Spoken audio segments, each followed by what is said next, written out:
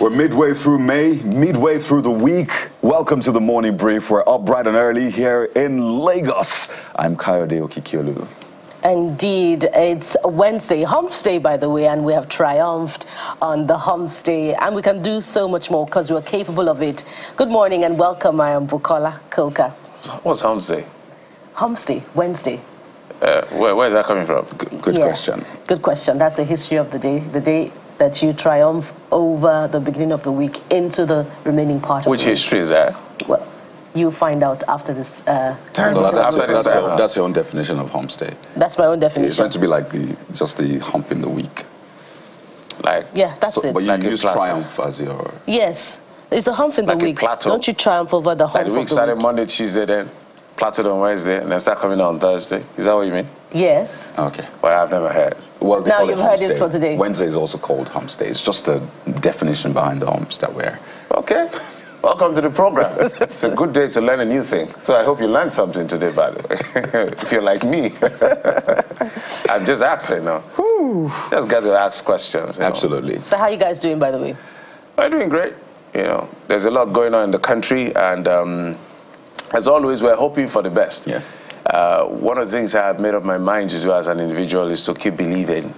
That doesn't mean that when the leadership is not doing well, we're not going to, they'll get the flags. Of course, that's our job. I always quote that section of the Constitution that allows us to do what we do. So if you're not familiar with that provision, for the general public now, Section 22 is what allows us to hold any government accountable for, because they are spending public money. They are managing our commonwealth. So we have a responsibility. That's why we call the fourth estate of the realm, to make sure that everybody is held accountable. So I always tell people, if you're not ready for the heat when it comes to government, leave the kitchen. So even if you're a billionaire or a trillionaire, if there's anyone around, as soon as you get into public office and our money is ₦1 and you're managing that ₦1, we really don't care how much you had before, because now it's our collective funds, our collective our commonwealth, as it is called. You must give account of it. So if you're not ready for criticism, because I've seen people, I remember I went somewhere to do an interview with someone, and behind the scene, the person, you could clearly see that the person doesn't like media interaction. Some people almost disdain media interaction. I say, well, in my mind, I'm like, gentlemen, if you're not ready to be scrutinized, get out. It's as simple as that. Well, it's a good thing we're talking about leadership today, and it's on the front burner, meaning it is also under scrutiny. And, you know, what really is leadership about? It's about improvement. It's about making a difference. It's about leaving things better than how they were, you know, when it first started. And it also means that it's about carrying the people along. So it's a good thing that we're seeing, you know, different strategies, you know, approaches at making things better, you know, in the life of this administration. But the truth is, it's all about implementation. It's all about how it's done, and the people that have been delegated with the responsibility to make a difference. Speaking of which, you know, that directive that all vehicles of ministries, departments, and agencies will now be powered by CNG. Brilliant move. You know, it would save the administration a lot on what would have been spent on petrol, but implementation is the key word. We could also look at, in review now, the directive that ministers by extension should cut down on foreign travels. So we're keeping check on that as well. How far has it been implemented? We can talk about every other aspect of government that have to do with the people. How far have they gone? What's the feedback, you know, from the people, particularly with regards to, you know, the increase in electricity tariff, removal of petrol subsidy, distribution of palliatives? So what difference are these policy measures making in the life of the administration? So many other areas to touch on, you know, but that's why we're here, such that we can ask all of those important questions as they affect you. Well, yes, we'll ask the questions, we'll keep asking them, we'll get the right answers eventually. But what do we have for you today? As always, let's unbox and unpack for you so you get a sense of what to expect on the Morning Brief, the midweek edition, Hump Day. As we've said time and again, it's quite a lineup we have for you. What a week it has been. And just before that, I know there's this video trending online. You may have seen that video. It concerns one of the music artists in Nigeria who's said to have been evading arrest. Well, in the video, it looks like that. He was being manhandled. He had bolted at some point, came back. I'm talking about Portable.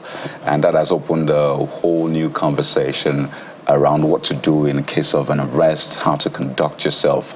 Is the Portable case the interesting case? Well, those are some of the things we'll talk about, obviously, as we approach the trends. But here's a look at what we have for you on the show today. Well, you don't have to worry, apparently, about the 0.5% cybersecurity levy, for now at least, as the federal government has announced a suspension of the policy and is reviewing it. But the question is, what other policy of government would you like governments to take another look at, either to reverse, to review, or just straight away scrap it entirely? Well, that'll be a talking point, absolutely, as we walk through the top stories for you on the show this morning. Yeah, and that ties perfectly into our next topic. And where we started off from, everything rises and falls on leadership, as they say time and again. And we see that every day in the policies and attendant effects. So today we take on that arduous job of troubleshooting the state of leadership in Nigeria, from the selection process to the delivery, and find ways to close the much talked about gap, not just in leadership, but in followership as well. Well, we get to this, what we call the softer side of life. Day after day, Nigerian gospel music is now being mainstreamed and accepted by a wider audience across ages and religious beliefs. We find out what's responsible for this resurgence from one of those championing the cause. Joe Praize joins us right here on the Morning Brief. Oh, yeah. And you know who else joins us on the show? It's not just Joe Praize and the rest. You. Yes, exactly. You will also be joining us on the show across all our feedback channels. So you are a special guest on the show this morning. So you always can try a X, special guest. Always. So try X with the hashtag CTV Morning Brief, which is just right there on the screen. Or you could just do WhatsApp. It's quite easy.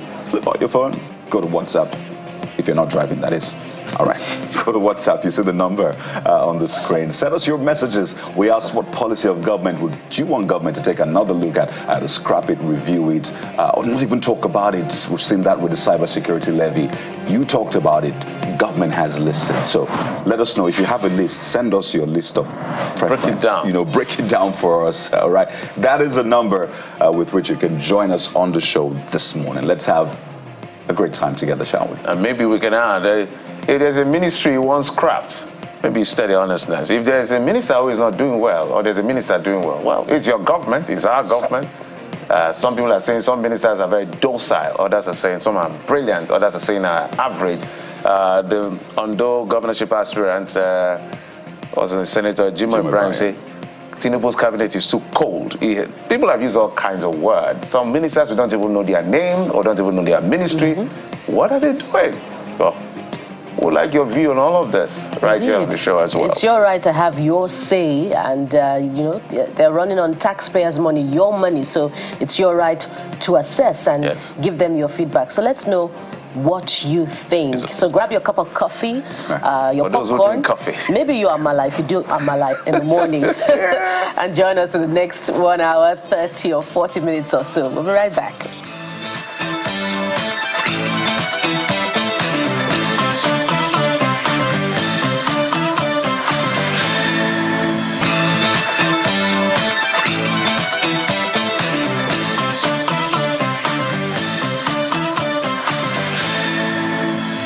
For your top stories on the brief at this hour, it's safe to say farewell to the controversial cybersecurity levy on electronic banking transactions, at least for now.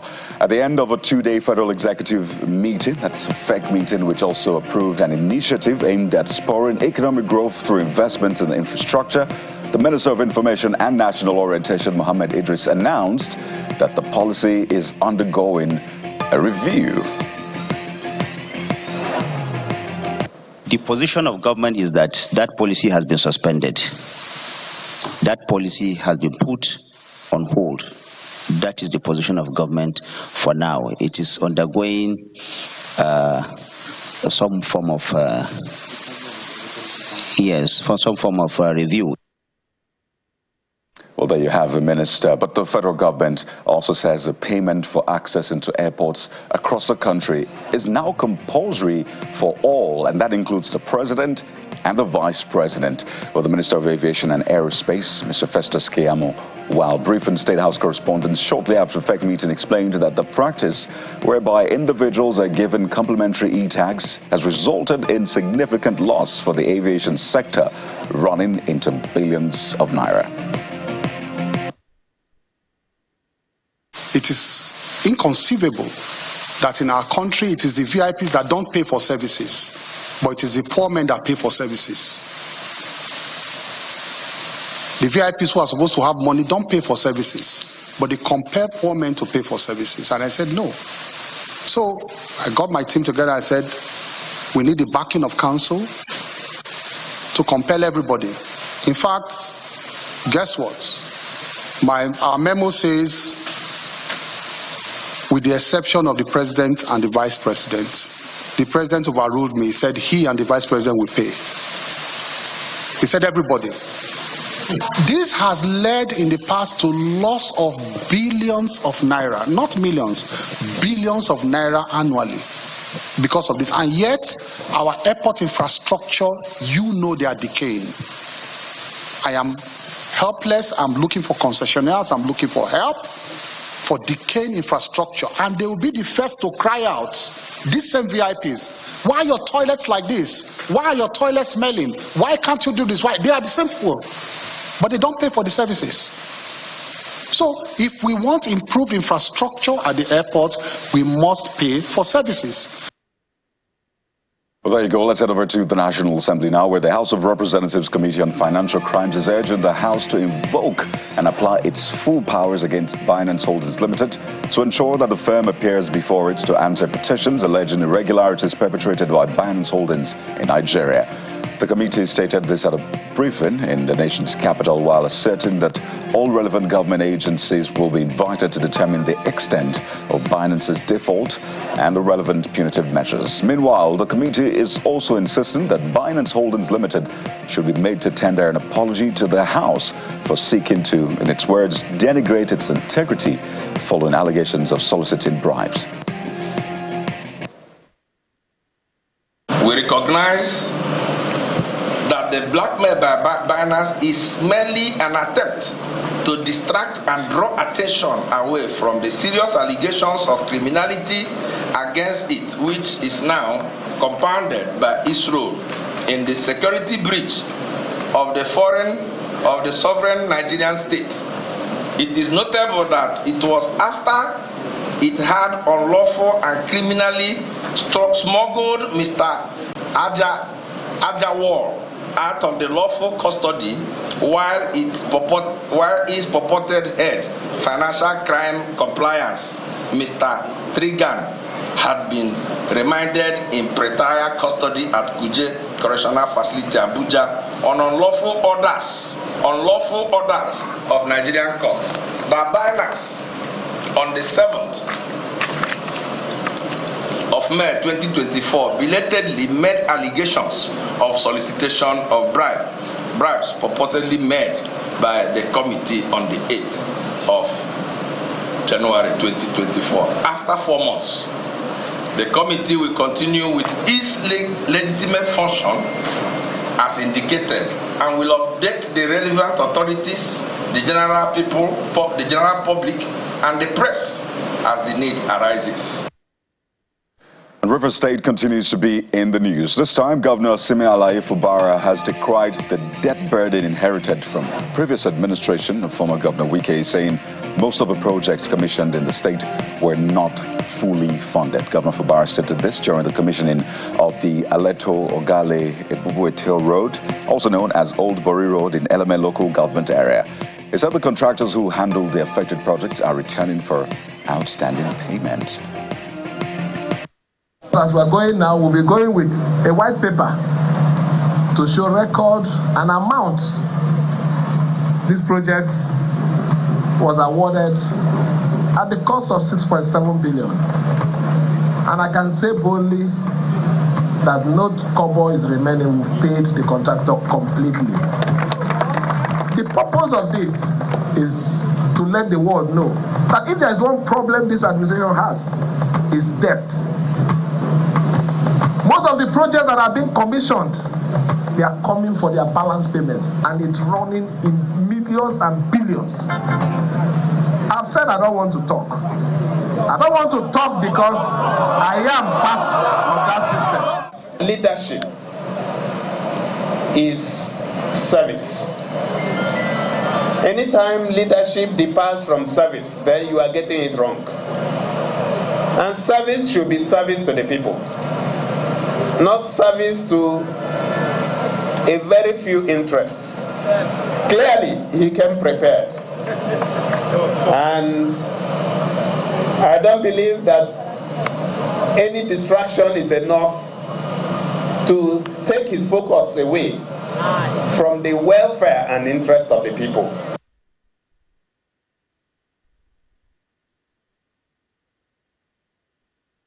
And after security, the Plateau State Police Command has apprehended one Benjamin Basil, a student of Plateau State Polytechnic Barikiladi campus, as the alleged mastermind of a failed bank robbery attempt in Jos. Parading the suspect at the police command headquarters in the state capital, Commissioner of Police Emmanuel Adesina said the suspect entered the bank with a suspected explosive device tied around his body.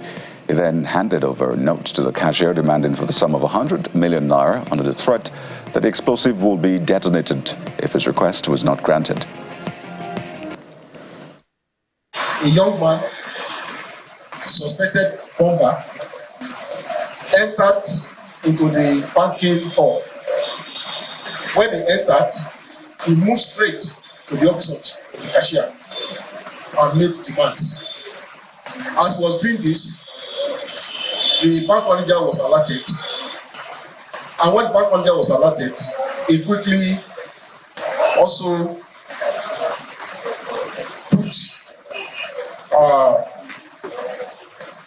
get across to the security agencies. The men from the divisions from the Rantia were also alerted. After it was dawned on him that security men have arrived in the premises, he took to his heels. As he took to his heels, he fell down. When he fell down, people around, the youths with the mobile men around, summoned courage and they grabbed him. They carefully removed the alleged bomb that he wired around his body, and he was arrested. Well, also, the Minister of Women Affairs, Mrs. Uju Kennedy-Ohanaye, has threatened legal action on the Speaker of the Niger State House of Assembly following his announcement to marry off 100 orphans who lost their parents to banditry in Mariga, Niger State. Now, speaking with journalists in the nation's capital, Abuja, the minister explains that the action violates the Child Rights Act, which stipulates protection for children.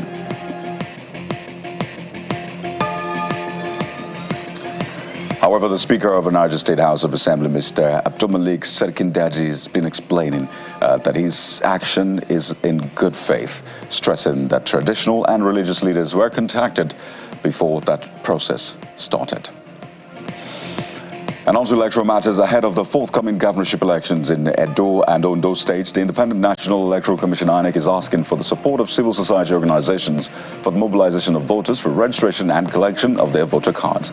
INEC National Chairman Professor Mahmoud Yakubu made the appeal at a meeting with representatives of civil society organizations in Abuja, and he says the commission will publish the list of all uncollected voter cards in the coming days. Well, let's talk education. Another industrial action may just be in the offing in Niger's public universities as members of the Academic Staff Union of Universities, ASU, expressing dissatisfaction over the way their demands are being handled by states and federal government. A meeting of the National Executive Council of ASU notes that no meaningful efforts by government have been made to address their demands in the last 10 years. Some of the demands have also included the sanctity of legally constituted governing councils, review of a 2009 federal government and ASU agreement, revitalization fund for public universities, payment of all earned academic allowances, amongst others. A statement signed by ASU President Professor Emmanuel Osodeke says the union will reconvene after 2 weeks to review the situation and take a decisive action to address the issues. Well, let's now talk business. Nigeria's crude oil production recorded an uptick last month, rising to 1.28 million barrels per day in April, and that's from 1.23 million barrels per day in March. That's according to OPEC's latest monthly oil market report. The 51,000 barrels per day increase recorded in the month brings to a halt the 2 consecutive months of decline recorded in the country's oil production. Also, with this increase, Nigeria regained its leading position on the charts for Africa's top oil producers within OPEC, followed by Algeria and Libya. Meanwhile, Nigeria's oil rig count remained unchanged at 19 in the same month. And 2 French prison officers have been killed in an ambush on a prison van in Normandy. A prisoner, Mohamed Amra, known as The Fly, was being taken from court to a prison when a car rammed the prison van at a toll booth. Gunmen then opened fire at the prison officers, with 2 officers killed and 2 critically injured. We understand that several hundred police officers and gendarmes have been deployed to carry out a manhunt. At the time of the ambush, which led to the escape of a prisoner, he was being transported back to jail in the town of Evreux after attending a morning court hearing in Rouen. And sports news, Manchester City closed in on an unprecedented 4th Premier League title thanks to Erling Haaland's second half double to beat Tottenham 2-0 yesterday. City moved 2 points ahead of Arsenal at the top of the table with 1 game left to play, while defeat for Spurs means Aston Villa will finish 4th and qualify for the Champions League for the first time since 1983. It sets the stage for Sunday's season finale, with City now 2 points ahead of Arsenal and on a seemingly unstoppable surge to become the first club to win the Premier League 4 times in a row. There you have it, the top stories at this hour, but that is by no means the end to what is coming in, because we're taking a look at what you have to say about the stories right now. And Bukola, of course, joins me to walk through your comments online. Bukola. Yes, indeed. Well done, Kayode. And the trends today show a mixture of wit, a mixture of self-awareness, and of course, maybe some Oliver twist, to government from Nigerians demanding more, more in terms of good governance, particularly following the suspension of the cybersecurity levy. And rightfully so. But one of the stories, of course, that gets my attention is the Minister of Women Affairs intervention on the bid by the Speaker of the Niger State Assembly to marry off 100 orphans, I believe, who were orphaned as a result of banditry in the state. Well-intentioned, but that move also speaks to, how our actions and decisions are still informed by the dictates of culture, religion, and tradition. Of course, the Speaker said that traditional rulers and religious rulers were conducted, but leadership could also on this one. Yeah, but it could also have been deployed to the extent that the funds and resources that were planned for that intervention would also have been used to send those children to school, help them have a say in their future, particularly because they are girls. And you know that when you educate one girl, you educate a nation. Absolutely. It's important, to mention that. So let's get into what you're saying first about the cybersecurity levy, which the government has now suspended. It's been very controversial, absolutely. This first one is from Exodus Niger, and the question this user is asking is, suspended? Oh yes. When are they going to cancel it completely? That's what this user has to say. Nigeria doesn't need this at all, believes. We're already overtaxed as it is. Total cancellation is what we ask. There you have it. And from there, Sunday for 40 cast, I believe, moves on to demand a lot more as far as other issues are concerned, one of which is the most important. They say they should suspend fuel subsidy and solve the economic hardships Nigerians are going through. Well, there's another angle to this, and it's from Usbem92, and it's another question. Where is the memo to that effect? The announcement was made by CBN, not FG. so it should follow the same channel. Well, I understand that point, but come on. I mean, it'll be an absurdity for the CBN to then go on and implement this. It's meant to start the announcement next week. came from a meeting following the Federal Executive Council. But yeah, absolutely. But it's instructive, you know, and it shows the huge level of distrust that is between, you know, the leaders and the governed. So perhaps all he's asking is a memo from the Ministry of Finance to the CBN and from the CBN onward stating the suspension.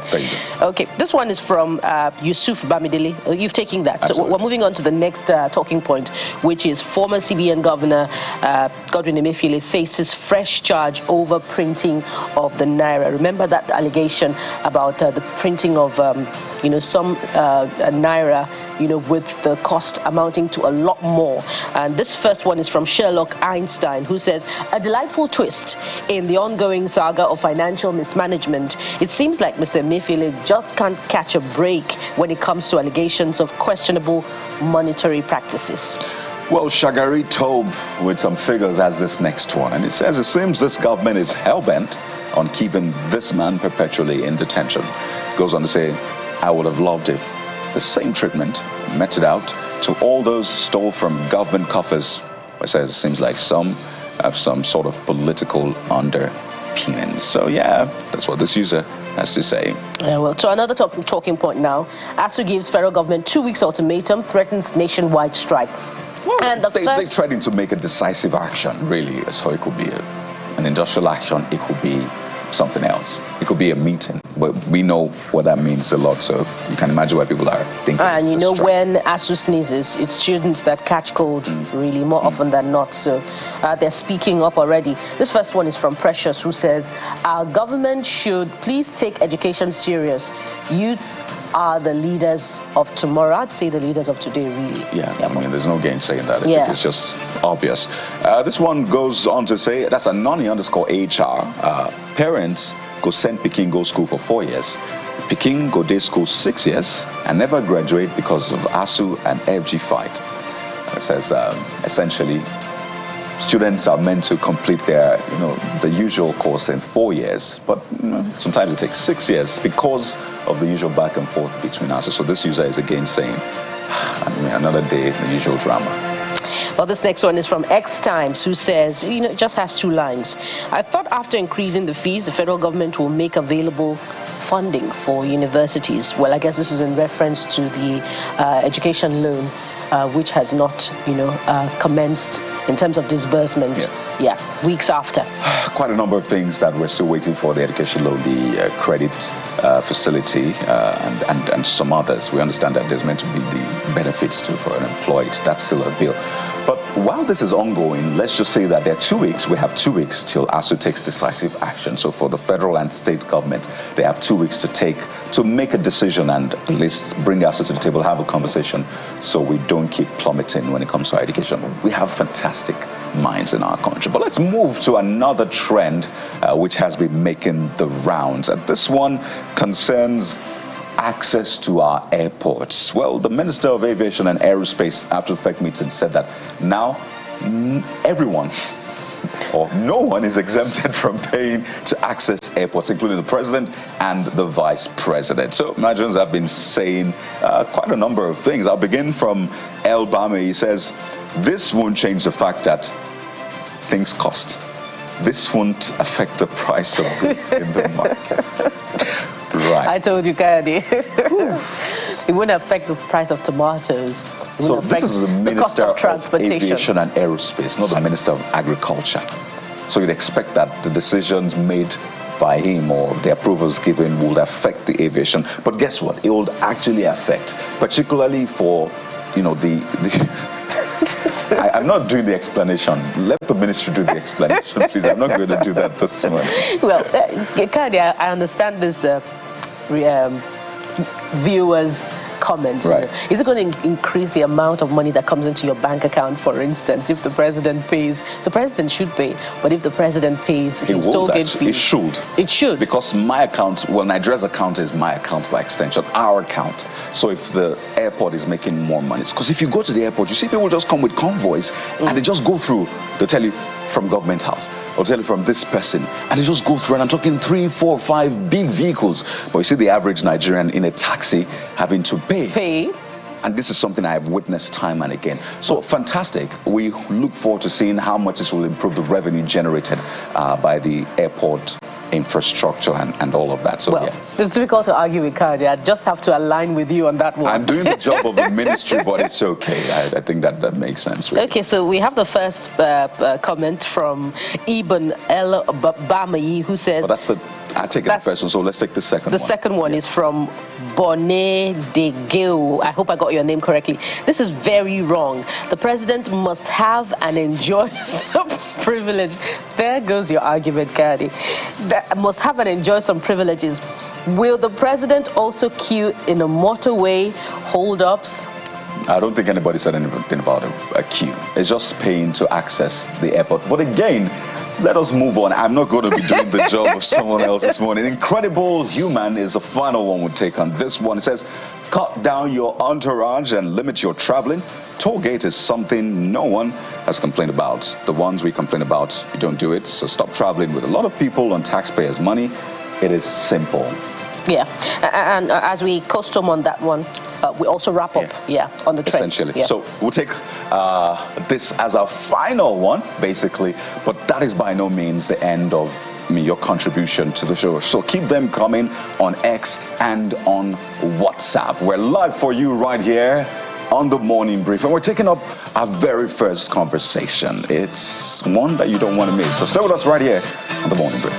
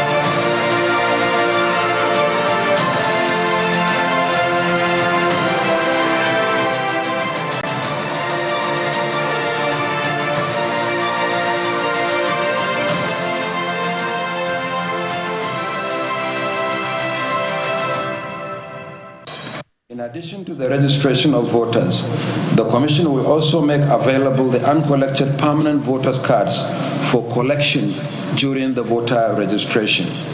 In the coming days, the list of uncollected PVCs will be published in our offices in the 2 states and simultaneously uploaded to our website. The Commission therefore appeals to civil society organizations to join us in mobilizing prospective registrants for the exercise.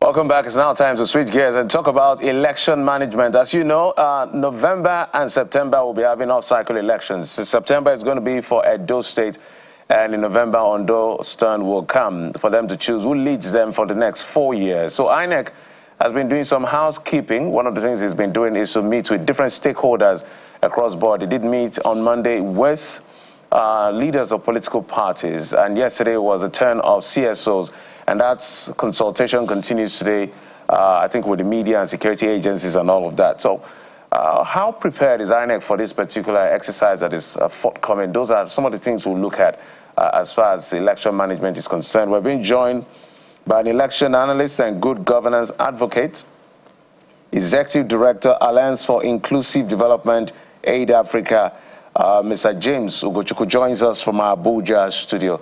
Mr. Ugochukwu, thank you so much for coming on the program. Thank you for having me. Good morning.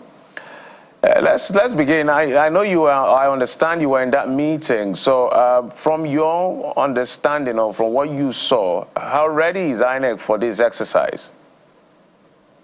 I think INEC has set the ball rolling, and of course they are seriously preparing based on the information they gave us yesterday. The first thing they started all this while is to ensure that they make preparation towards the continuous voter registration, of which that exercise is going to commence from the 27th of May, which is this month, and it will last till the 5th of June this month. I mean next month, which is a period of 2 weeks. And of course, that exercise is strictly for those that have not registered to vote. So those that have already registered and maybe they've not collected their PVC are not allowed to vote, because that will amount to double registration. And of course, this exercise will also be combined with the collection of uncollected PVCs by prospective voters. So those exercises are going to commence in a couple of days from now. And of course, INEC also said that they are going to commence the training of adult staff that are going to carry out this continuous voter registration across the 2 states. And of course, they are looking at 397 adult staff that are going to train to commence this voter registration process. And this voter registration, INEC has taken a cue from the recommendation of the CSOs all this while, because previously, you know, when they want to do this registration, they do it at a local government level. And we as civil society have recommended to INEC that they should take this thing closer to the people, if possible, up to the polling unit. But INEC this time around brought it down to the ward level. So the registration is going to be happening across the wards in both Edo and Ondo State during this exercise. So the essence of that is to ensure that this exercise is closer to the people, and of course people can walk in within their ward registration center and make their registration. And in addition to that, there's going to be publication of list of uncollected PVCs, so that those that have not collected their PVC will not be in doubt whether it's ready or not. Those that are ready are going to be published. And of course, these people can go to their various wards and collect their PVC. So I think these are the preparation they are put in place. And of course, they had meeting with the political parties on Monday, as you rightly said. And this is urging them to actually ensure that they upload the details of their party agents before the 20th of May by 6 p.m. when the portal will be shut down. You know, political parties, they have this last-minute rush that they used to carry out. So I think they have that meeting with them so that they'll be able to have all the names of all the political party agents that is be representing different political parties during the election ready in the portal, so that INEC will be able to print these details and their cards on time. And of course, on the part of the civil society, the INEC is going to make the portals very, open soon, so that civil society organizations can, upload their details and apply to be an accredited observers during the election. Okay, let's backtrack a bit, because the conduct of election is really dependent on the people. Yes, there's election management, but there's also the people who will go out to vote. I mean, I'm not even talking about the people who are being voted for. They are a constant. Election management is a constant. But the people is what we see fluctuate from time in terms of their coming out to vote, the turnout, and their trust in the process. So let's backtrack a bit, because it looks like there's still a lot of baggage hanging in the air around INEC. In fact, a lot of people who've seen INEC will be like, oh, where has INEC been? You know, we know what happened last year. Maybe INEC is saying, can we just move on from this? But for a lot of people, it's still etched in their memories. It's still something that defines the way they see INEC. So as CSOs, when INEC was lobbying you, because that's how INEC media reported that INEC lobbied CSOs to help out, to get awareness out there and the rest. Did you give INEC feedback from the people, or have you been getting feedback from the people as to how they view INEC right now, how they are approaching INEC? Is that something that also came up in that meeting? Well, when it comes to how people perceive INEC vis-a-vis the electoral system in Nigeria, I will tell you for free, and of course without holding brief for INEC, that it takes a lot of different stakeholders to make election to be successful or otherwise. Yes, INEC have their own axe to grind, and of course the responsibility that are saddled on them to perform, of which we as civil society, the work we do is to critique what they do, and of course point out where they did well, and of course point out where they did wrong, and of course make a recommendation. Yes, people are losing faith in INEC, and of course we need to look at it very well. When we critique it very well, the question we need to ask ourselves is that this loss of faith, is it entirely the blame, is it entirely to be put on the table of INEC? The answer is yes and no. Yes, in the sense that INEC at times have these challenges of not having their logistic well planned out before the election. Or at times they may have their logistics well planned out, but some people in the value chain sabotage their efforts. For instance, now, INEC may make all the preparation for this particular Ondo and do election. For instance, now they will pay the NURCW and ask them to, okay, 7 a.m. turn up so that I can take materials to the polling unit. And maybe on that election day, which we have witnessed it several times, the NURTW was down tools that said they will not go in. That's after collecting 50% of down payments for the amount agreed. They said they are not going until you give us the full money. Then that's when INEC will be running up and down to ensure that these people move materials to the polling unit. And when this is happening, it's already affecting the election exercise, because if material didn't arrive on time, it will affect the accreditation and voting and collection, which will dovetail into the night. And the other aspect that has nothing to do with INEC now is the activity of the political party and the citizens themselves, because it's not INEC that deployed thugs and the miscreant that disrupt the election.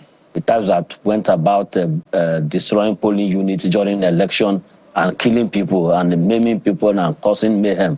It's not INEC that deploys all those people.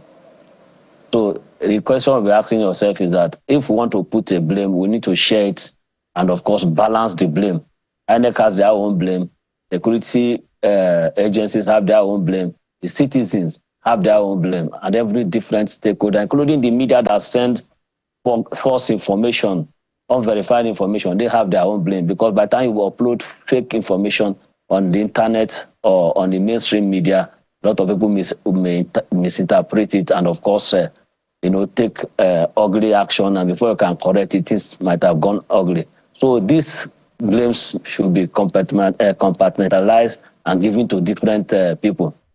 And for instance, the issue of the IRF glitches and all that is something that that made people to lose faith in the INEC technology and all that. Because I, for one, during the build-up to 2023 election, I stake my integrity that this IRF is a game changer and all that. And when that glitch happened, a lot of people lost faith in the process. So is it going to be a one-off thing Well, we are going to know. Is it going to be something that INEC is going to correct in the next 2 elections that is coming up? Of course, we'll know how the RF is going to work. Well, so many pages to turn and study as far as the conduct of the elections is concerned. But let's take a look at a clamor that came out of that engagement, which is for increased funding for political parties to enable them conduct voter education. And that would seem valid if you consider the outcome of elections, and when you hear about voided votes, irregular thumbprinting on ballot papers, and to that extent, some are even saying that, look, let's have the pictures of candidates on the ballot papers to enable seamless and more, clearer voting from the voters who may seem unsure or are not educated enough as far as logos are concerned. But in the absence of that, while we wait for that, it would seem like that process has not even been owned enough by either the political parties or even INEC itself, which has an office of voter education. So in your view, who should take responsibility for that process? And is there, and if there would be increased funding, for voter education, where should it be deployed? To the political parties or to the commission itself? Well, when it comes to voter education, I think the people that supposed to be championing that are the beneficiaries, people that are benefiting from the outcome of the voting, which is the political party. For instance, now, even the IPAC chairman of recent cry out loud that, look, the nomination form and all that they collect is too high. The question you'll be asking yourself is that what is the political party doing with all this nomination form? They don't embark on voters' education because political party really don't even believe that they need to mobilize voters. In other parts of the world, it's political parties that mobilize voters. Political parties go as far as even conducting mock election, so that they use that opportunity to campaign, to show the people how to thumbprint right and all that. And of course, by the time they do this, they're able to have statistics of the level of voter education or voting awareness or voting capability of the populace. So that's how it's being done in other parts of the world. So for me, political parties, they have enough money to fund voter education. In fact, they should have a voter education department in their different secretariats, which duty should be to go about different parts of the country, or as the case may be in this kind of election, go ahead and mobilize people and tell them how to vote, how to thumbprint and everything. Even a big plus to them if they do that. So with all the money political parties are collecting, I don't think they deserve any fund from anywhere. For INEC, of course, can be given some fund, but INEC themselves are even overburdened. The job of election management is not a key play. As we speak now, the INEC will not be resting till after the Ondo election, which is the last one for the year. And of course, there are still other by-elections that are standing by, both federal constituency and at state level. So these are things that are taking up INEC time.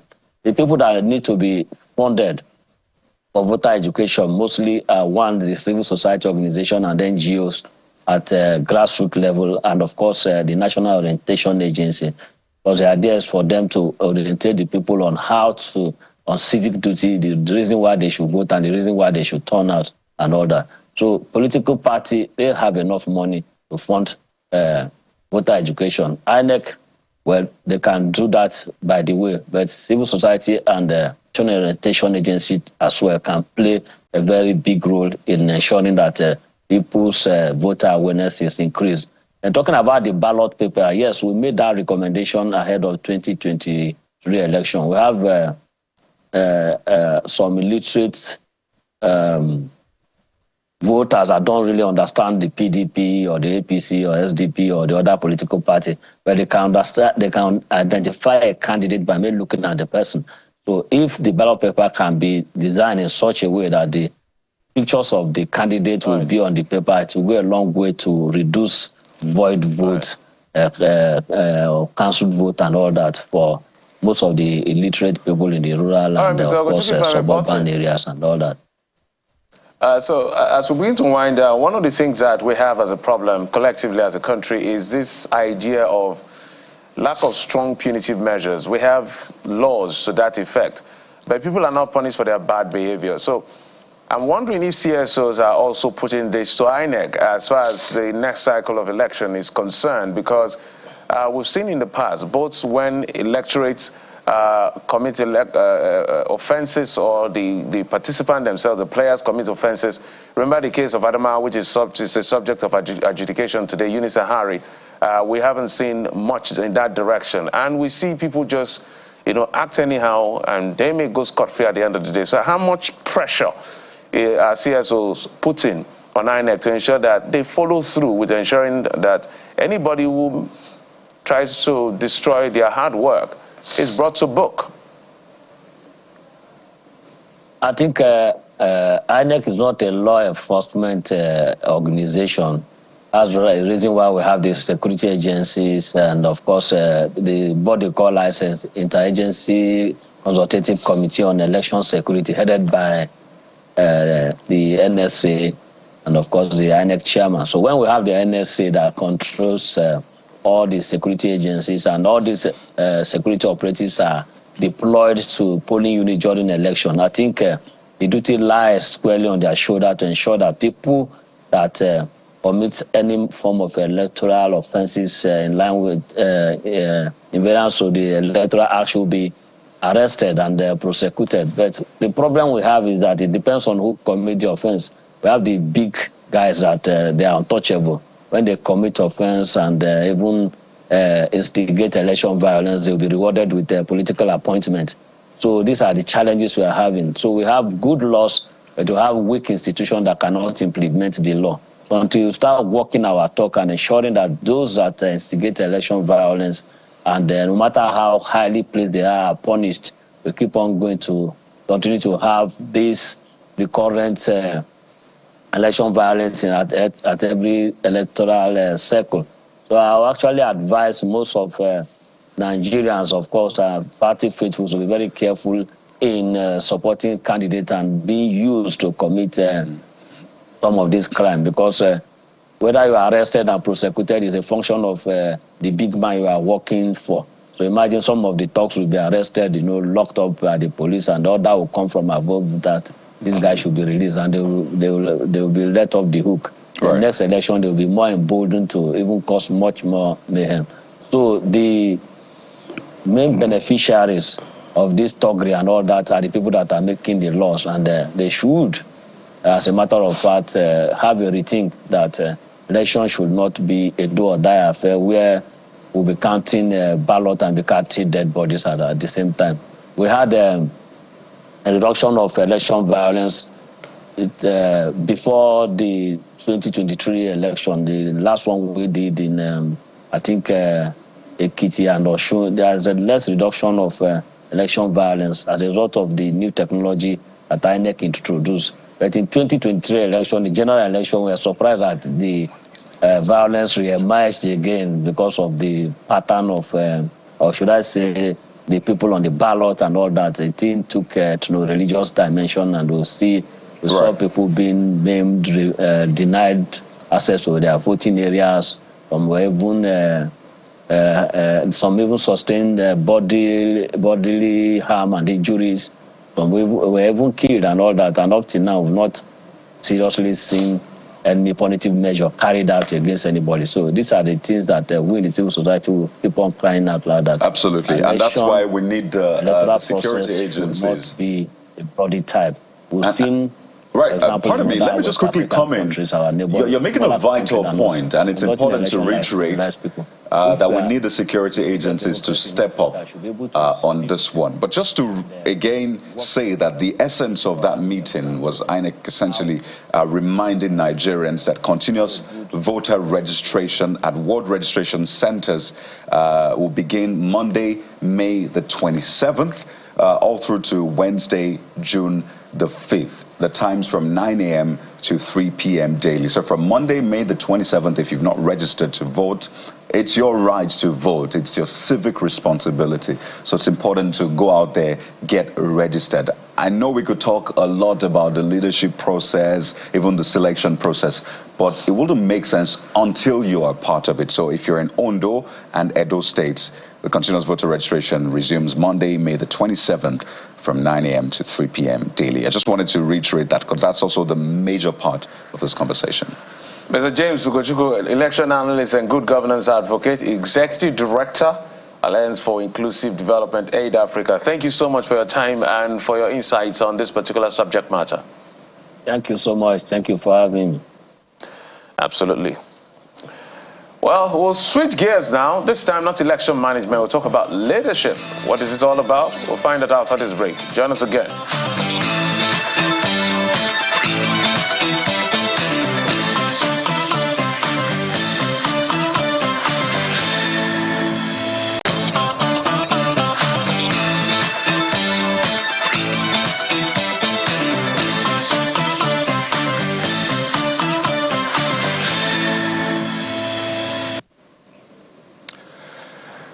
Just taking a look at that quote again, everything rises and falls on leadership, and it's actually true.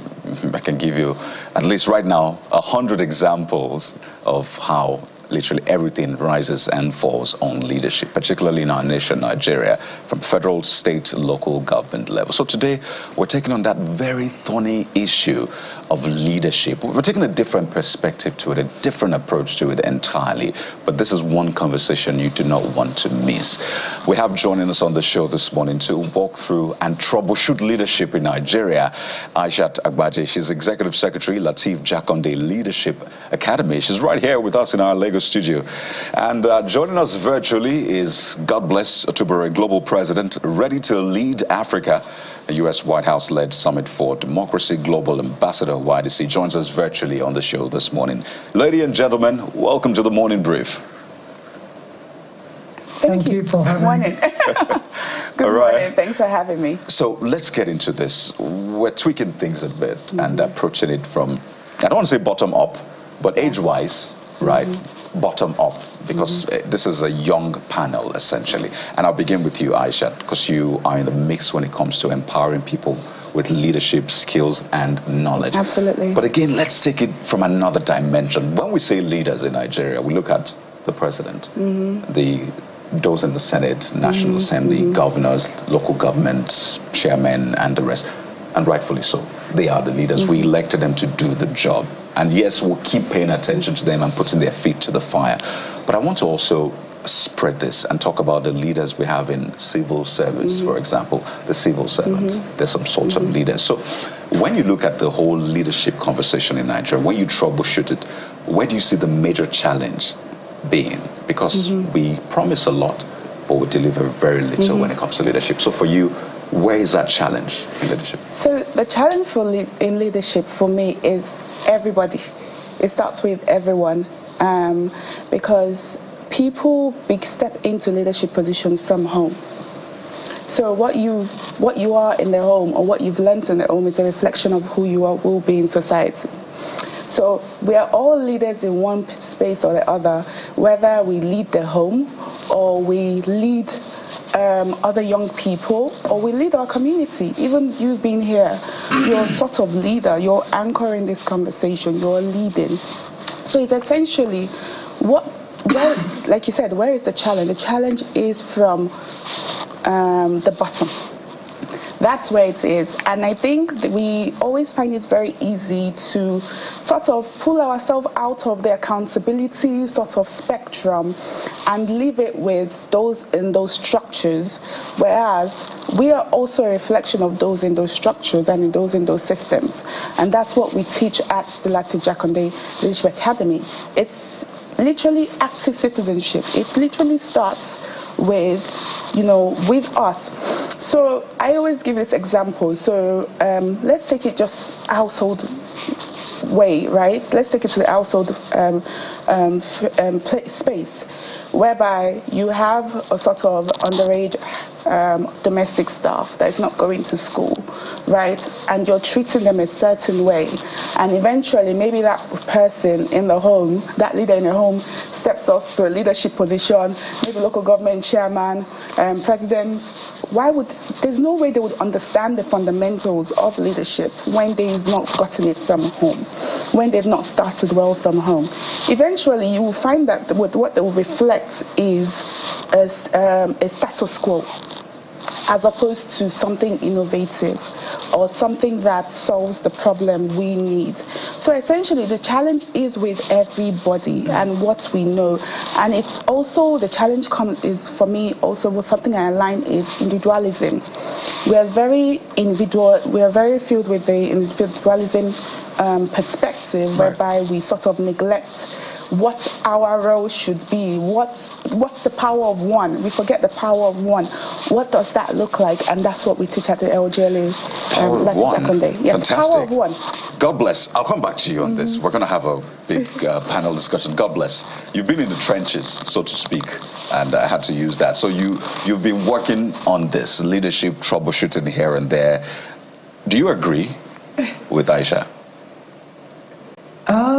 I mean, when you look at the perspective from where she has taken the conversation, she has looked at it from what the individual does. Because at the end of the day, the SI unit of leadership is what the individual is, the understanding of the individual, you know, with respect to what they do and how that impacts society. So the power of one is critical, but the power of one cannot be understood without education.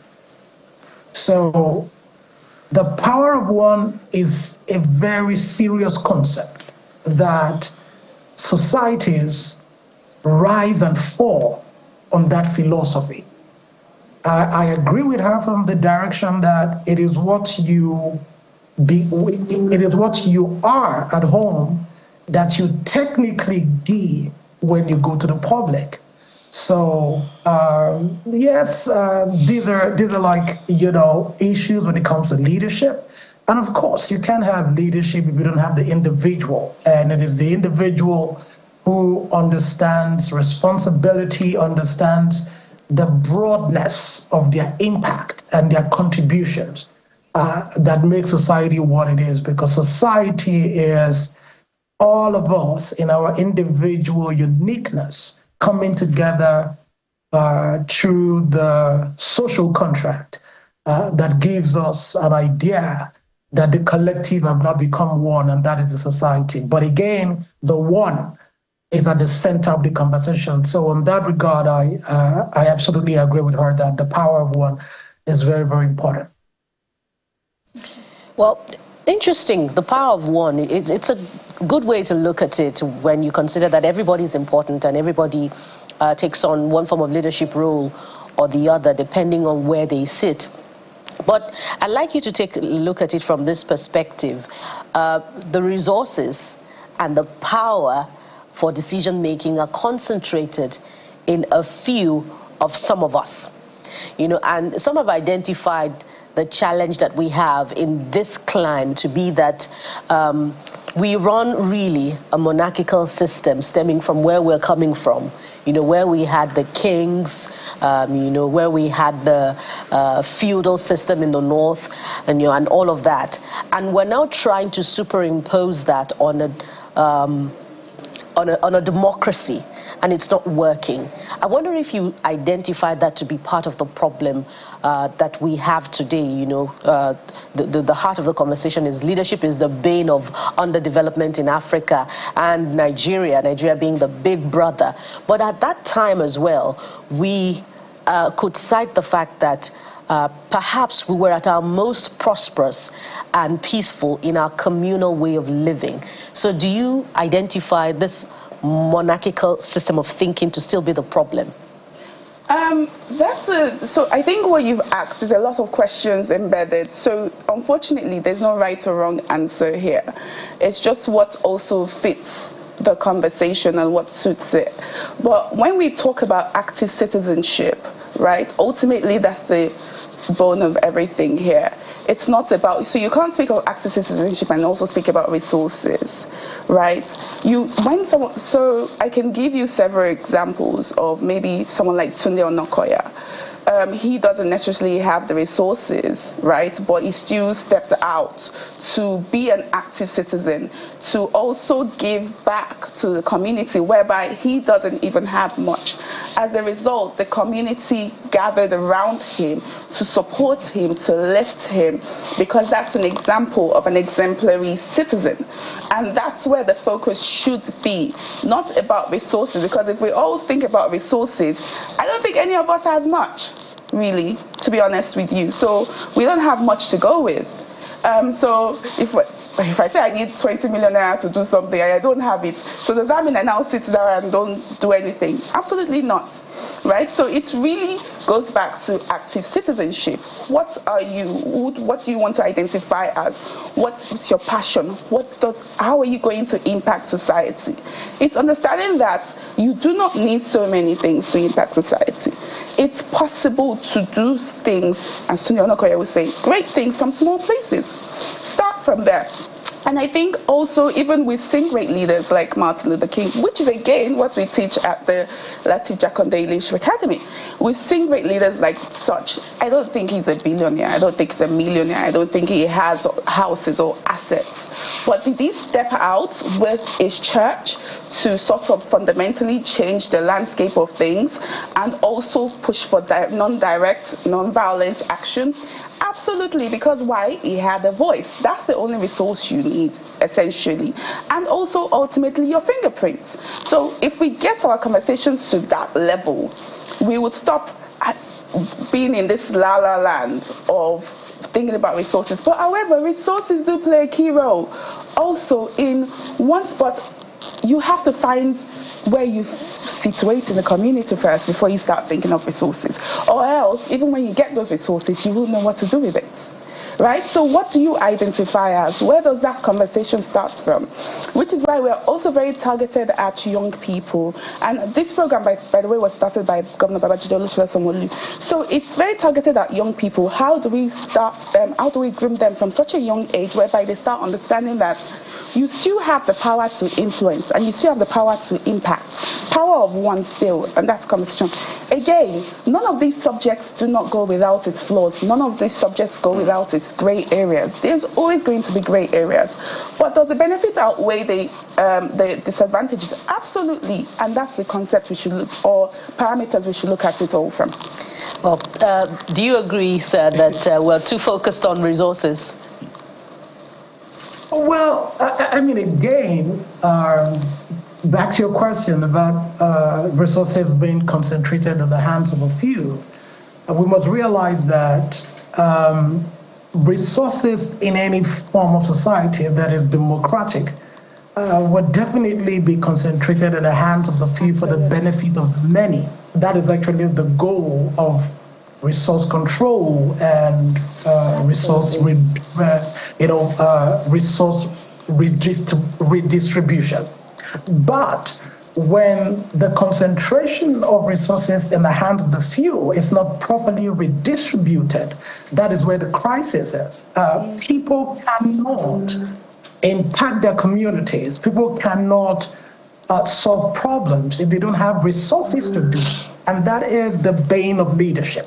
That is what we are suffering in Nigeria. I've said it at many forums. When the British left, the people who took over were not liberators. They were oppressors in different colors.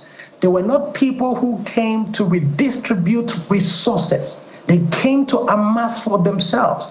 And that mentality has remained. What we have said, the solution, which we have continued to preach, is that we must educate our people, right? We must educate our people. We must invest in quality education. And I'm saying it on the show. It's about the leadership question. What are the solutions? We must stop building 6 blocks classrooms as educational facilities anywhere in Nigeria. That way, we are simply saying to everybody who is observing us that Nigerians are breaking away from the colonial mentality where the purpose of education was just to teach us to know how to read and write, not to think and create. So the issue of resources, you can solve that problem when we say we are going to build our schools to be better than what the colonial masters gave us. What we do with that is we are saying to our people that the resources of the country is not for the ruling class, but for the people. So what that tells the average young man, the average Nigerian, the young girl in Kano, the young boy in Bayelsa, that little child in Kogi, the boy who sees nothing in Kwara, the little girl, how do I make progress? They go to school and they see a basketball court. They go to school and they see a lab that is functioning. They go to school and they have a playground. They go to school and they can practice sport. It gives a sense of responsibility to everybody that the resources that the state has is not for a select few, but is now redistributed in form of education.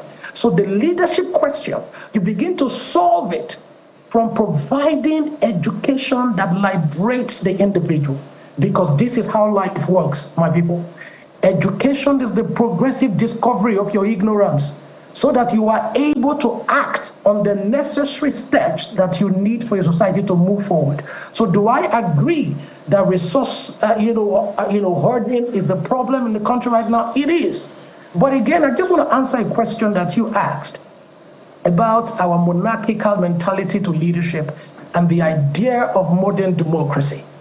You know, when I was in school, I read political science and public administration from the great University of Benin. And we had a course that said, should we abolish the traditional system of leadership for modern day civilized form of governance? And I've said it before. Look, development does not care about your culture. Culture does not determine development. Development is an independent variable. It happens irrespective of your culture.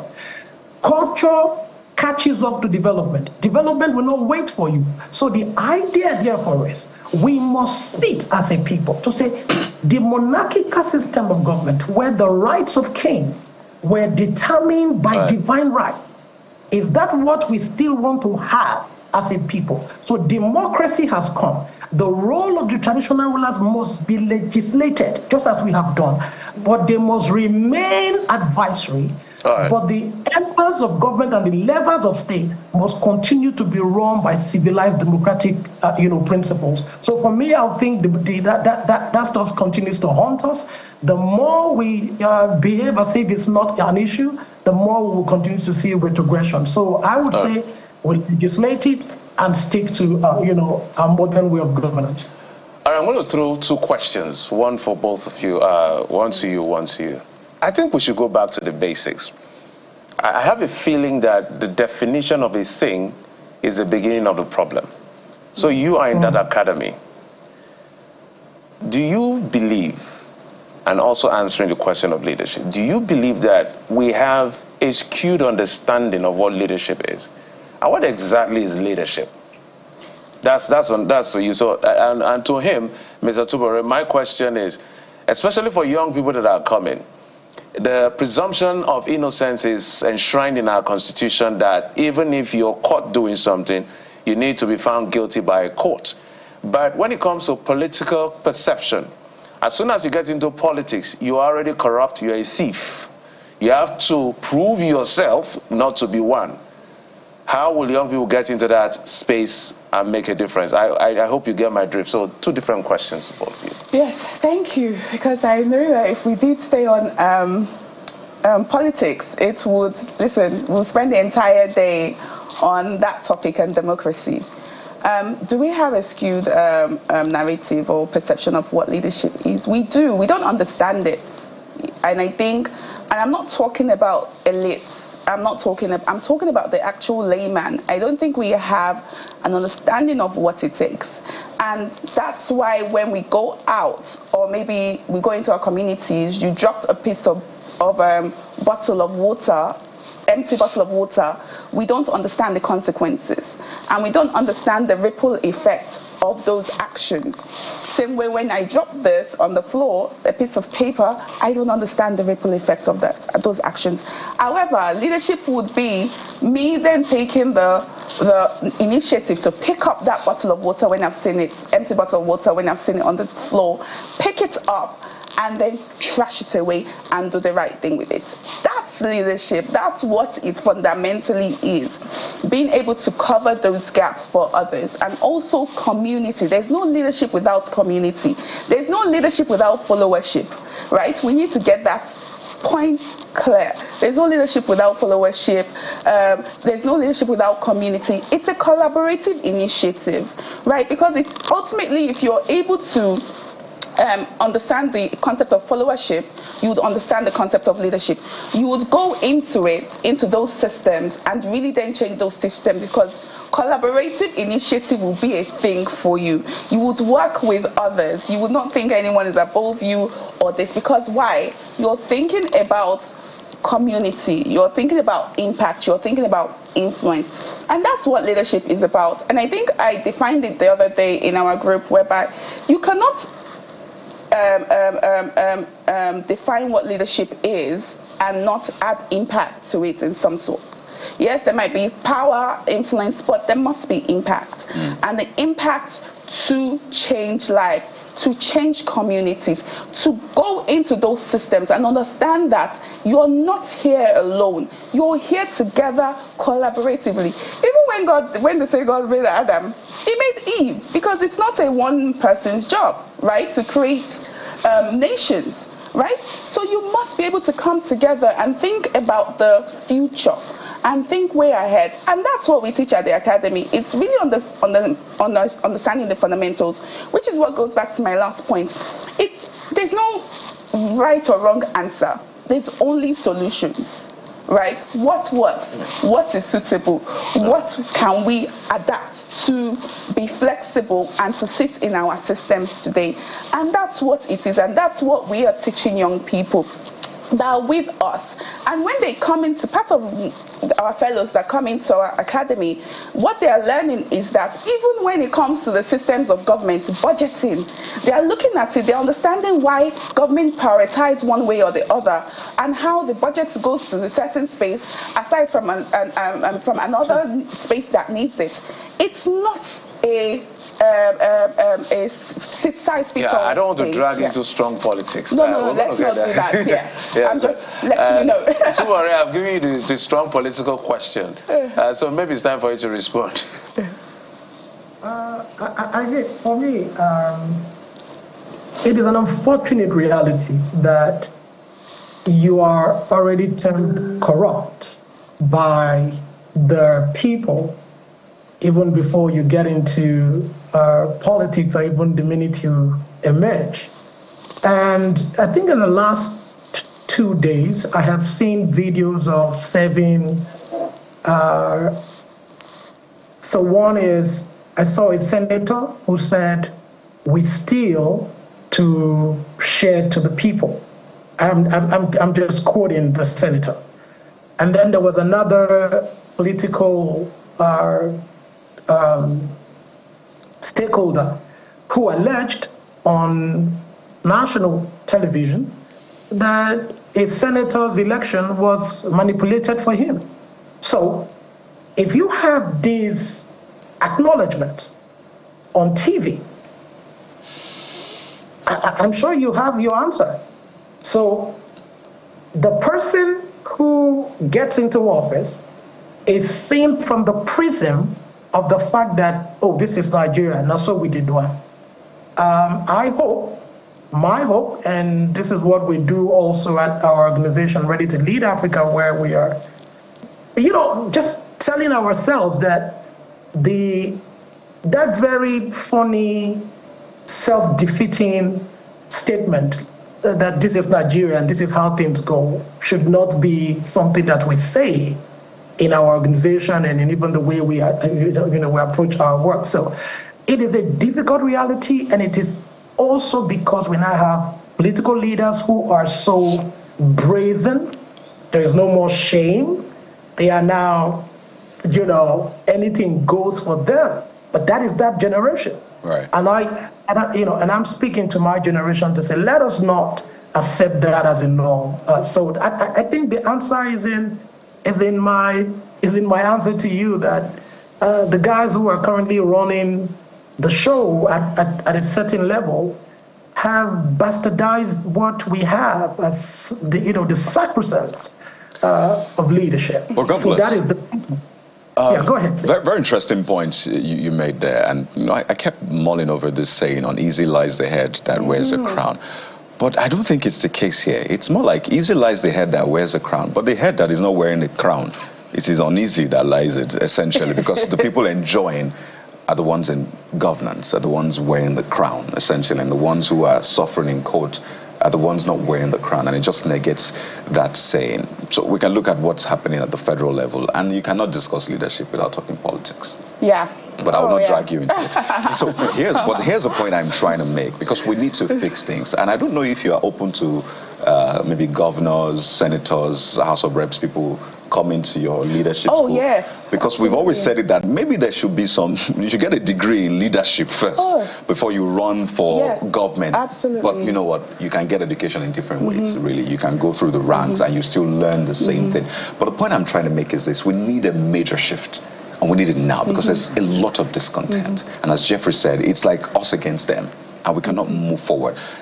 So if they are not going to be a part of your school, at least they can hear you say this on the show this morning. I'd like you to speak to leaders in Nigeria. If there's one thing you want them to change about their leadership, what would it be?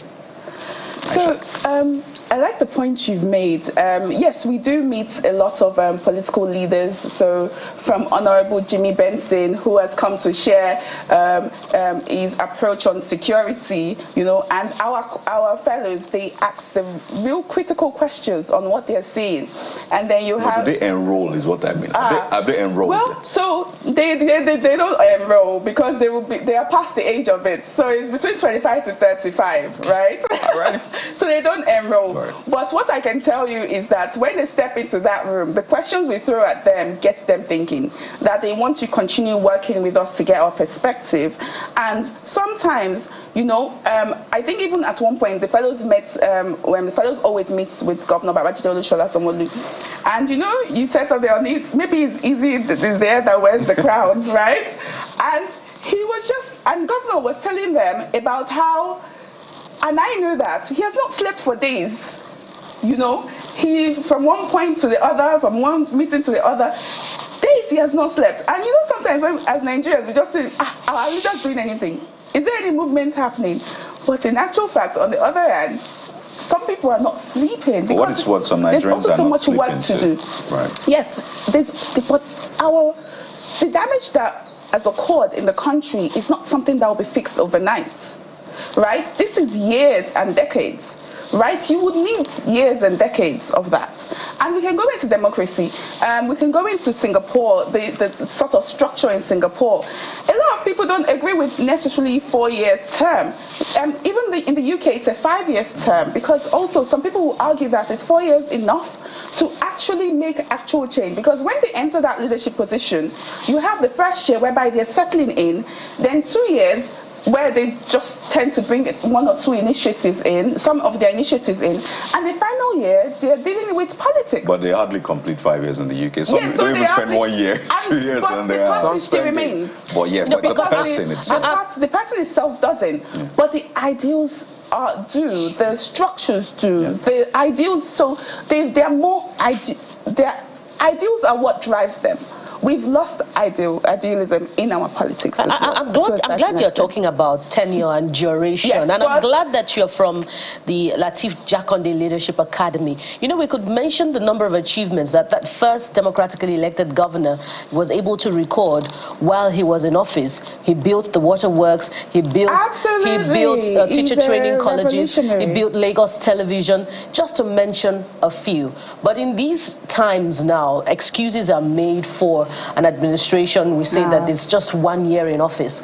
I'd like you to speak to that and tell us how far we are away from the ethos that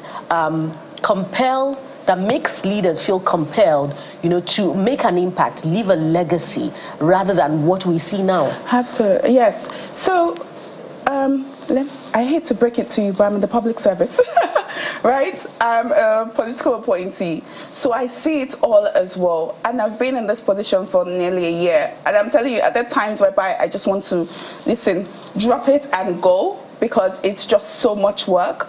Are there times where I can't sleep? Yes, absolutely. It takes a mental toll, because you'll be amazed at the sort of ideals that Nigerians have. We need to start talking about Nigerians and collectively what our views are. What do we even want? We're a reflection of the leaders we pick. What do we want as a people? Have we identified that? What are our ideals? What pushes us? What do we... Because right now, I know so many... You mentioned civil servants, you mentioned public servants. We also have good ones, and we also have bad ones, right? And then, but why is that the case? The civil servants are also normal people. All right, but just so that we're totally out of time, so that God bless, we have a view. Come on, this is just getting more interesting. God bless, let's just tell her what we want. Forget ideology first. But we want light. Teaching, we want light. We want school. Electricity. We want water. We want security. Is that difficult to define? That's why you need to work together so we can bring that person. Maybe you respond to our perspective, answering this question as well. 1 minute, if you can. Okay, I mean, for me, I just think that we have too many unambitious people who have been fortunate and unfortunate to come to the place of leadership in Nigeria. I call them low ambition human beings. It's a shame that from 1960 till today, the only refinery that's been built in Nigeria was built by a private individual. 4 that we have are not working. And then you have power that has not gone beyond 5,000 megawatt production. That is a shame. That is people who are very low on ambition. They are not ambitious, right? The reason we're failing is because we are still trapped by the idea of getting so much for ourselves without a commitment to the collective. So for me, the solution to Nigeria's leadership problem is that we need more ambitious people. And I'm talking to Nigerians now because we don't like ambitious people. When we see ambitious people who have an idea of what they want to come and do in leadership, we don't vote for them. We don't like them. We call them, oh, they are too forward, they are on too much. So when she said, what do we really want? The idea is, if you have a collective that is not as educated enough to make that collective decision, this is where leadership, that level of breaking out of the box, this is where it's important. Do you want to build the 4th mainland bridge and say, you know what, irrespective of what happens, we're going to build it? I'll tell you guys something that happened in Lagos. Oh, sorry, I said Lagos. Something that happened in a particular local government area. The local government chairman told us that the money is meant for street light. I'm talking about street light, so that there will not be theft at night and robberies. The political leaders in that local government came to him and said, let us share the money.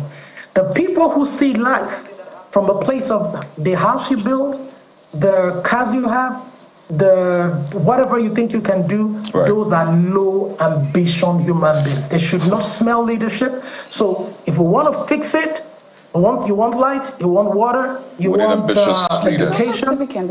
I have given the answer, and I think I just say it now that we're currently working with some members of the House to criminalize the building of 6 blocks classroom as a constituency project.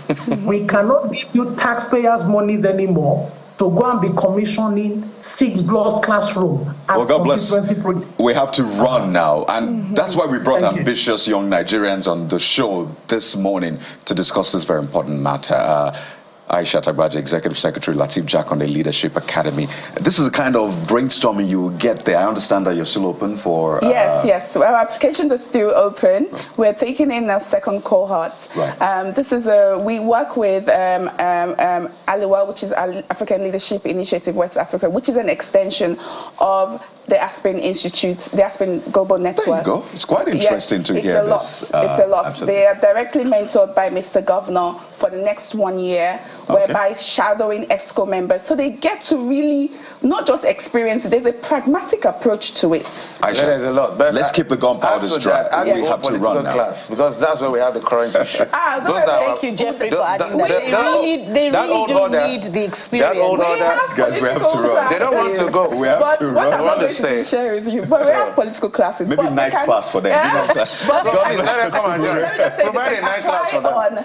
They should go on www.ljla.academy to apply to join this new cohort. God bless Otubere, Global President, ready to lead Africa. I would like to thank you so much as well. Thank you for being ambitious young Nigerians, and wish you the very best. Thank you. Thank you. Get the old guys in the class. That's all we have. Well, we'll go to break now. When we return, we'll speak to one of your favorite singers. You love his music, which is inspired, by the way. We'll have him right here in the studio. Stay with us.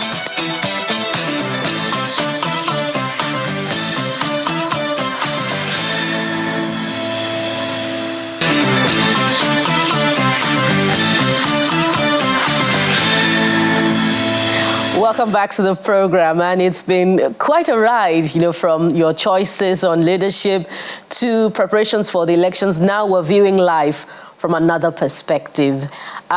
What do you do, to keep body and soul together? What kind of music do you listen to?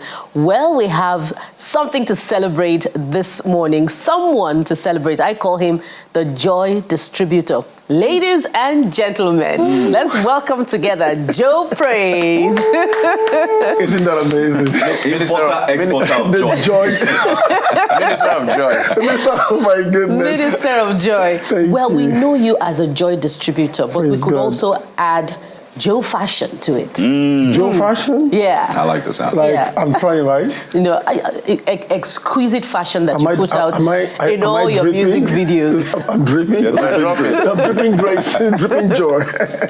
Oh, Joe Praize, it's so nice to have you. Praise God. Good to be here. Good morning, Nigerians. So many know you for your wonderful, inspiring songs. We could talk about the very popular one. I've got joy. It's an anthem in all of our, worship sessions, and we could also mention so many other songs. Yeah. But many do not know that behind your success today, there was a great story. I was watching one of your interviews where you talked about having been orphaned, for a very long time. Wow. How did you, come out of that place to this place of success? Being able to come out of that place to where I am today, it's just the story of the grace of God upon my life. I had a choice when my parents passed. In 1998, I became an orphan. I had a choice to go this way. Life always places a choice before you. Is that you have a left or you have a right? Which one do you want to go? So God helped me to follow the right track. It wasn't an easy task, but it was something that God had to help me.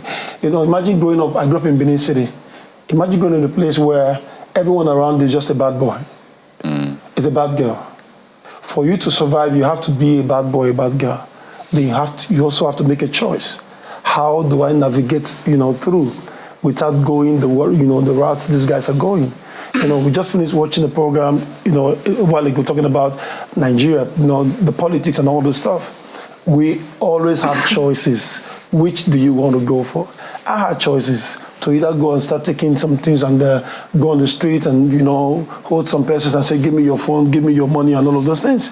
But I had a choice to follow the ways of Jesus Christ. And here I am today, being an inspiration to many people. It inspires me a lot to see how inspired I am in my generation. So there's a lot to talk about when it comes to your journey. Yeah. I remember Mighty God, which was perhaps your first breakout song and all of that. Absolutely.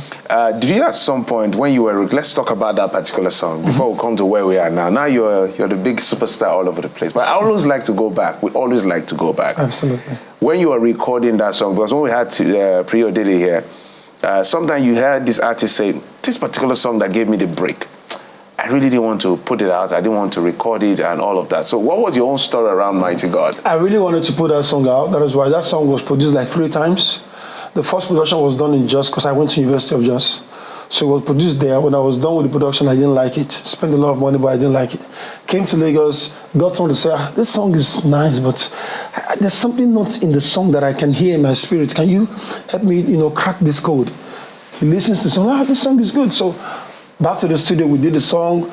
It came out, it was really nice. Wow. So that was in the days of BlackBerry and all those stuff. So I put up the song, and one of my friends, not a friend, was a fan actually, heard the song. Her name is Sandra, but I don't even know her till tomorrow. She's South African. So I'm like, have you heard them? Soweto Gospel Choir? Do you know them? I said, I don't know them. She said, they're Grammy Award winners. I said, I don't know them. It's okay. Can I connect you guys? I said, go ahead. She connected us. They heard the song. They're like, whoa. Can we do this song, do the remix of this song with you? I said, go ahead. So I went to Joburg, we did the remix of the song, and it was everywhere.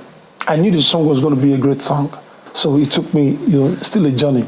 I recorded it, but it wasn't what I wanted to hear until we got to the final state of the song, the one that you all know, that has the Soweto Gospel Choir collaborating with Joe Praize on that song. So for me, that song is just a song that describes my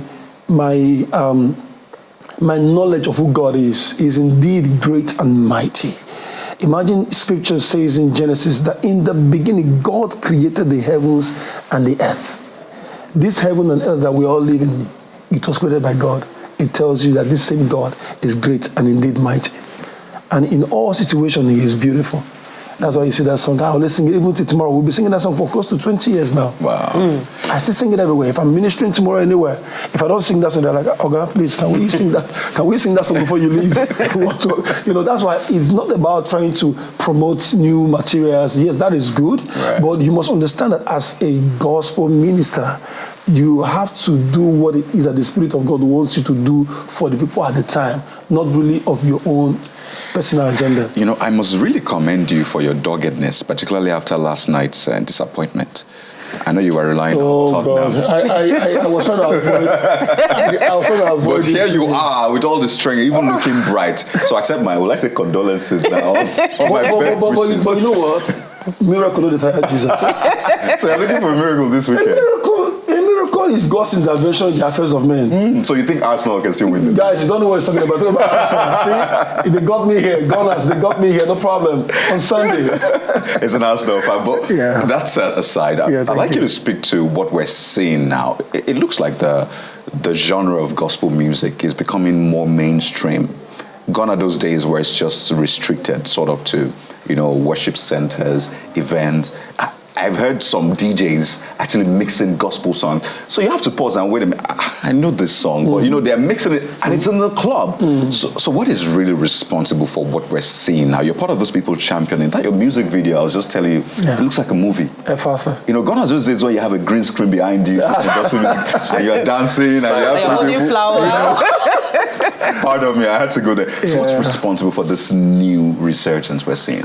Even as much as we cracked, a joke around the time we used to shoot a video, in front of one hibiscus flower or a stream or whatever, we celebrate that time. Yeah. Those guys did their very best. Absolutely. Now we're here. For me, basically, I see that God is interested in everybody. So he will look for every way possible to ensure that man who loves reggae music is not left out. That man who loves Afrobeat is not left out. That man who loves to dance and jump is not left out. He is interested in everybody. So there is no good businessman that closes an outlet that brings him profit. You ensure that you put in more money into that area. So now you have the DJs, mixing our songs. The songs with the upbeats. Afrobeat is everywhere around the world. You travel to France, you are in the mall, they are playing Afrobeat. You are everywhere, you are in Australia, they are playing Afrobeat. So now God is saying that is a vehicle. Use it to bring people to me. That's what you're seeing right now. And it's a movement. It's a movement. I celebrate everyone that God is using at this time to ensuring that these beats are used to propagate the gospel of Jesus. Because in the end, we're putting a message that is preached by a pastor that takes like maybe 3 hours to preach. This guy comes, God gives him a revelation. You just heard, we just watched the video Ephata, which means be opened.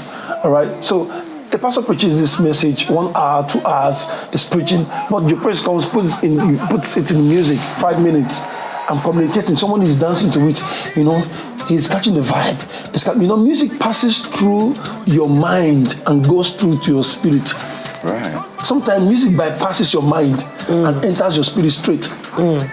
So God is interested in capturing the spirit of everyone, because you can't take this part of it away from the development of each country or nation. If a man's spirit is not settled, you cause wahala. You cause problem everywhere. But when you arrest his spirit, imagine what can you do to a hardened criminal who you have arrested, you have put him in jail how many times? He has refused to be rehabilitated. But just one song or just one encounter with the Spirit of God, his life is changed forever. And that's the essence of gospel music when you consider the meaning of it, the word itself, good news. But good news music. Yeah, gospel ministers also come under fire time and again for different reasons. Either it's when they're celebrating something big, or maybe when they're performing and they're charging. Let's talk about fees. Sometimes the fees of a gospel artist are seen as over the top, and they say that if they really are gospel ministers, then their fees should be reasonable, in line with what they preach, But we know that you'll come and say that a laborer is worthy of his wages. Funny enough, I'll not tell you that. I'll not tell you what to know already. But really, what is ideal? If a gospel minister is putting out a show or a concert, and you see VIP table, 10 million naira, 5 million naira, can somebody who really will be saved by the message that is coming from that administration be able to afford 5 million naira? Okay, so we need to put things in the right perspective, all right? Trying to avail you some information with regards to this question, I would like to first say that we should learn to major on the majors and minor on the minors. The issue with this particular, sensitive matter is that we are now minoring on the majors and majoring on the minors. With that, I would like to say, it is not really about that they charge. Let's look at the impact that these people are creating. Let's look at the many good things that God is doing through their work. I'm not aware of any gospel artist who would charge 10 million for a table in any event. I'm not aware of any gospel artist who would do an event in Nigeria that will put a ticket to it. I'm not aware. You can find. All right? Quote me. I will say, okay, this. No, there are actually. Even in Lagos here.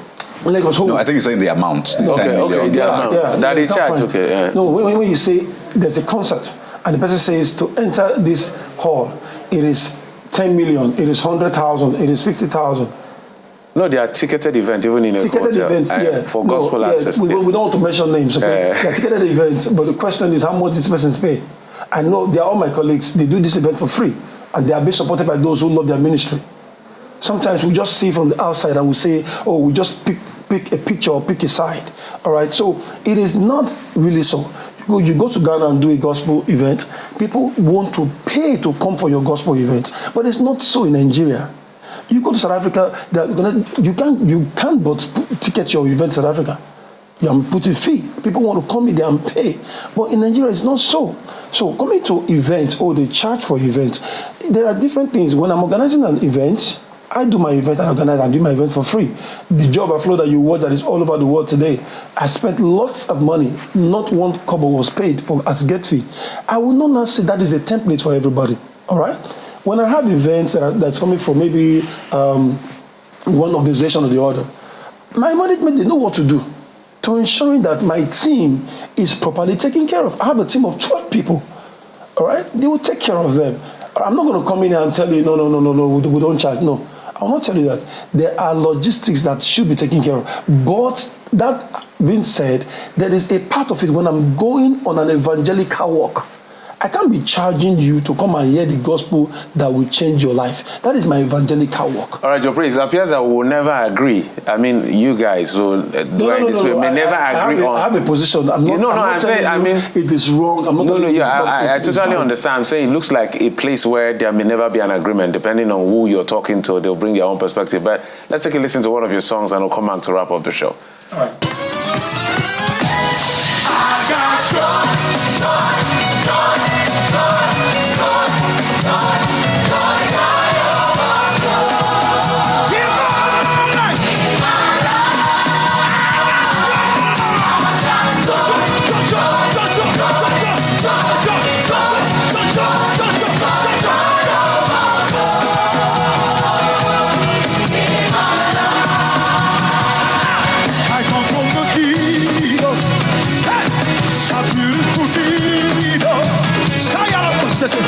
Where we laugh and laugh and laugh, joy overflow.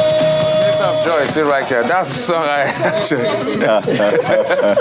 Just the last one. How do we reduce this conflict within the gospel space among gospel artists? There's the issue of disagreement over payment. There's the issue of if you sing like Joe Praize, you may not be spiritual like Nathaniel Bassey or Dunsin Oyeko. Or I can begin to do those comparisons because it looks like the Spirit has not come until certain individuals come. How do you guys want to resolve that issue to understand that God is dynamic? Jesus went into a certain city and he couldn't perform any mighty works. So what did he do? He went straight to the synagogue. He began to teach them, to educate them. All right, so what we need to do, some of us that God has really blessed and placed up there, we need to begin to educate people and teach them and let them know the way it is. A style of music does not depict the move of God. That the music is slow doesn't mean that God is moving. It's slow. No. God can choose to move. I've been in events where we're singing Joy Overflow. You see miracles happen like never before. I've been in events where we're singing songs like I serve a God who is powerful.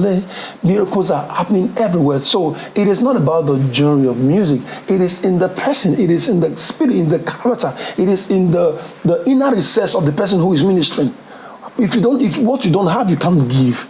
So it is not about, and again, the danger of such things is that you now say, it has to be slow for God to move. Then you lose out on the many good things that can happen when you sing songs like Joy Overflow. After all, God created the temple, He created everything, so you can either go fast. So we need to start educating the people. Just keep your hearts open. Keep educating them, letting them know it is not in the temple.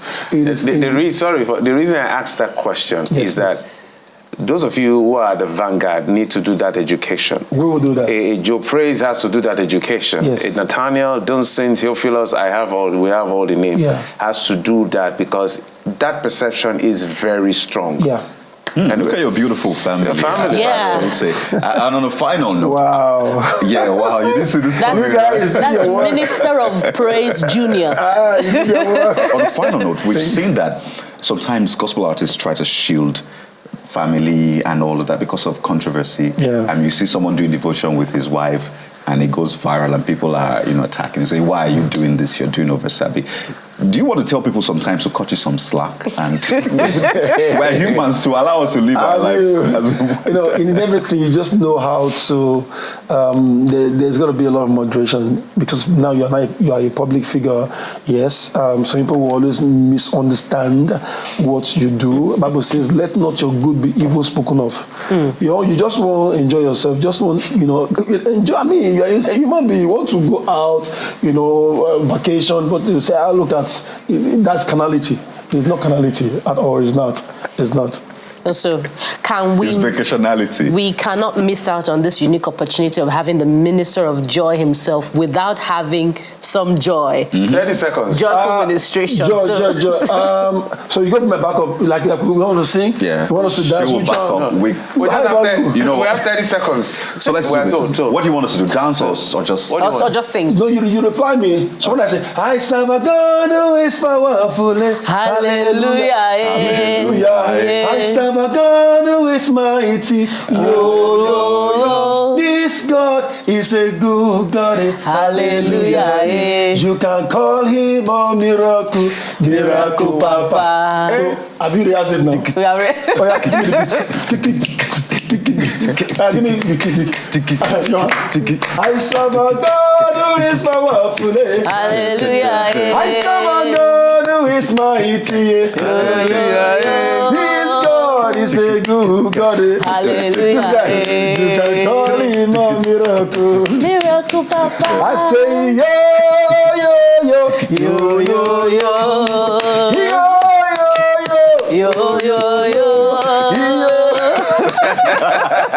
My man. Are you a drummer boy? I mean, all roads lead to the market. He wants to Amazing. if this doesn't work, he goes back to start playing the drum. The drum will No, work. this works great for me. Joe Praize.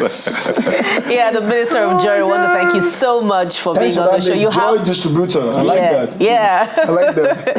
And we look forward to seeing you on the bright lights on the bigger stage in the future. Thank you so much for your time on the program. Appreciate you guys. Thanks for having me today. Yeah. You're welcome anytime. And that's how the show has been. Thank you so much for being with us, for being our companion. We will be back again tomorrow. I am Bukola Koka.